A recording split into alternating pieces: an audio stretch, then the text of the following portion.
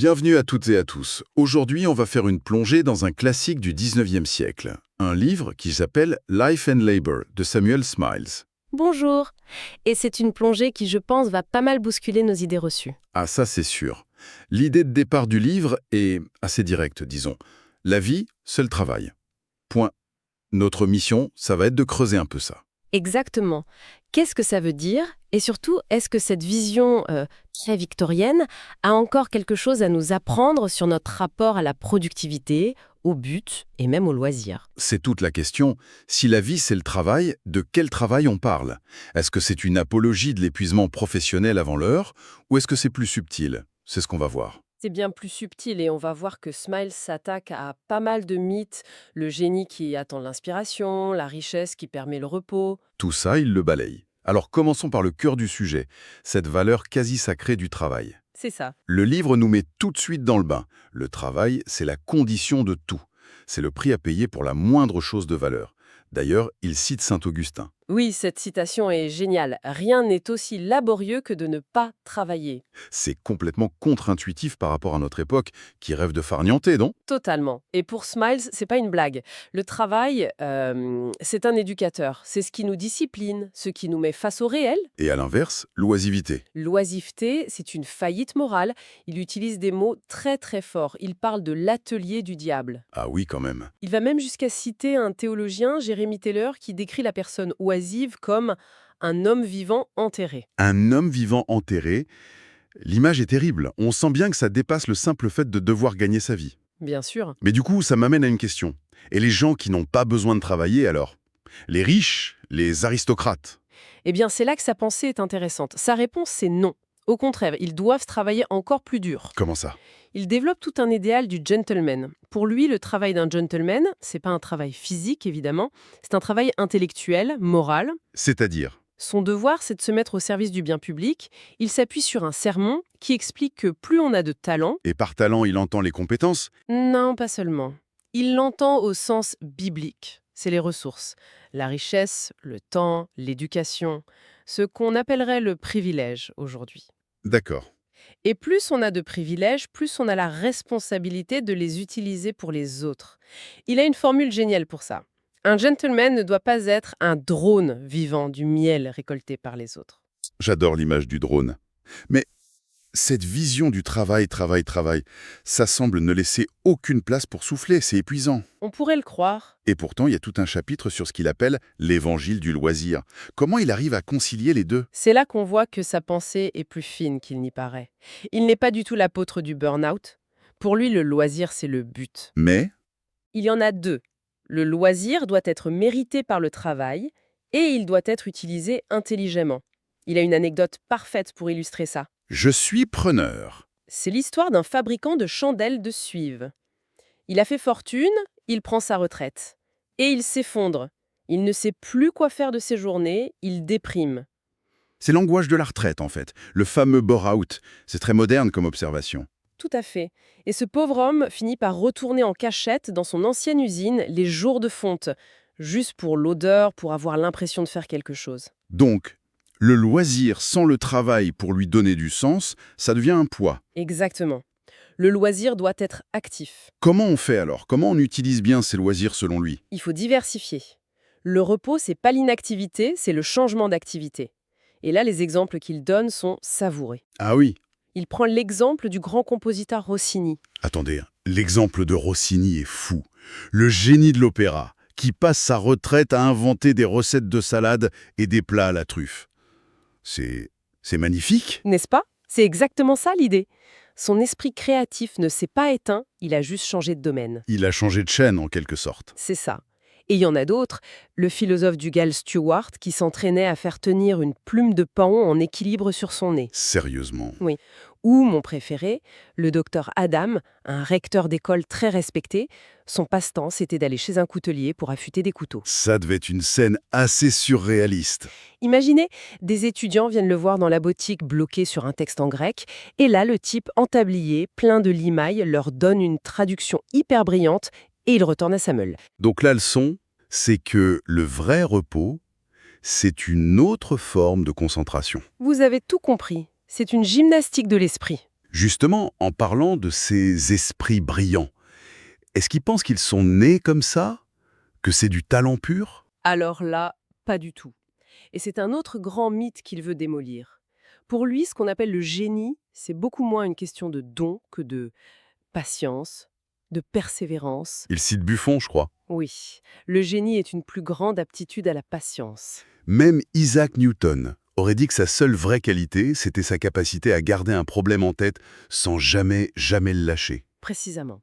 Il ne s'agit pas d'attendre l'éclair d'inspiration, il s'agit de traquer la solution. Et les exemples qu'il donne sur la minutie des créateurs, c'est vertigineux. Donnez-nous un exemple. Il parle de Pascal qui aurait réécrit une de ses lettres 16 fois, de l'Arioste qui a testé 16 versions pour décrire une simple tempête. 16 fois, arrêtons-nous là-dessus 2 secondes. Ça veut dire qu'il a écrit, relu, détesté et jeté 15 versions. C'est obsessionnel. C'est exactement ça. C'est un labeur. Le génie pour Smiles, c'est la capacité à endurer cette quête douloureuse de la perfection. L'inspiration, c'est que le début. C'est à la fois rassurant parce que ça veut dire que le travail paie, et un peu flippant. Mais alors, ça pose une autre question. Qu'est-ce qui se passe si on s'acharne dans la mauvaise voie? C'est un thème majeur. Il utilise cette image de l'homme rond dans un trou carré. Oui, et c'est très moderne. Il est convaincu que beaucoup de gens passent à côté de leur vie parce qu'ils sont coincés. Et il montre que beaucoup de grands personnages ont dû tout changer. Comme qui, par exemple? Voltaire était destiné au droit, il a tout plaqué pour la littérature. Cromwell était un fermier avant de devenir un chef militaire. Ah oui, et il y a cette histoire incroyable des 2 hommes sur un bateau. Oui, Stanfield, le futur peintre, et Douglas Jerrold, le futur auteur. Ils étaient de simples matelots sur le même navire.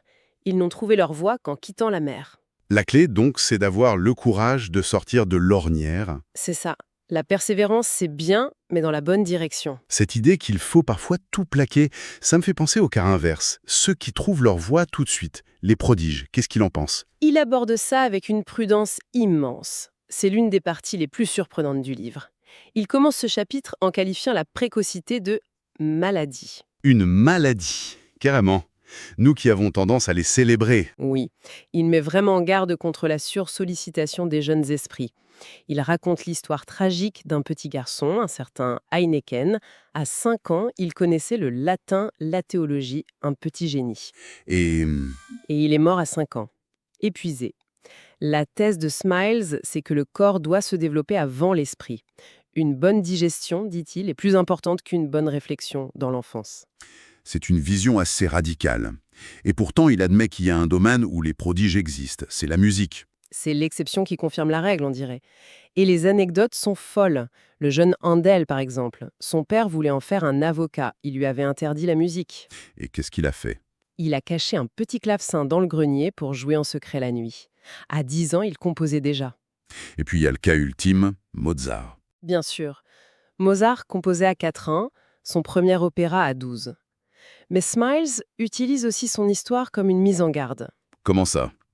Mozart a été exhibé dans toute l'Europe comme un phénomène de foire. Son talent était aussi une malédiction. On l'oublie ça. C'était un produit avant d'être un artiste. Tout à fait. Et il meurt à 36 ans, épuisé, sans un sou. Smiles oppose son destin à ceux de Handel et Haydn.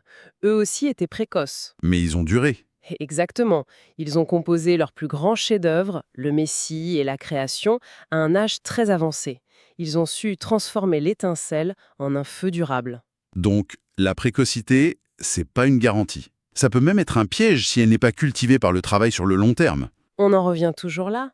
L'étincelle, c'est une chose, mais c'est le travail, la discipline, la persévérance qui créent les grandes œuvres. Bon, si on essaye de rassembler un peu tout ça, ce qu'on retient, c'est d'abord cette idée du travail comme une colonne vertébrale morale. C'est ce qui donne sa valeur à la vie et même au repos.